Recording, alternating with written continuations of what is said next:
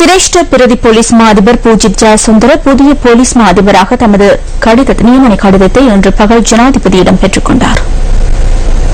வெற்றிடமாக இருந்த போலீஸ் மாதிபர் பதவிக்கு ஜனாதிபதியினால் அரசியலமைப்பு சபைக்கு 3 பிரதி போலீஸ் மாதிபர்களின் பெயர்கள் பரிந்துரைக்கப்பட்டன. அரசியலமைப்பு சபையினால் சிரேஷ்ட பிரதி போலீஸ் மாதிபர் பூஜித் ஜெயசுந்தரவின் பெயர் போலீஸ் மாதிபர் பதவிக்காக அங்கீகாரம் வழங்கி ஜனாதிபதிக்கு அனுப்பி வைக்கப்பட்டது. அதற்கான அனுமதியை ஜனாதிபதி வழங்கிய பின்னர் இன்று பகல் நியமன கடிதம் ஜனாதிபதியினால் வழங்கப்பட்டது. 1960 ஆண்டு மார்ச் 15ஆம் தேதி கண்டியில் பிறந்த பூஜித் சேனாதி பண்டார ஜெயசுந்தர கண்டி தர்மராஜ கல்லூரியின் பழைய மாணவர் ஆவார்.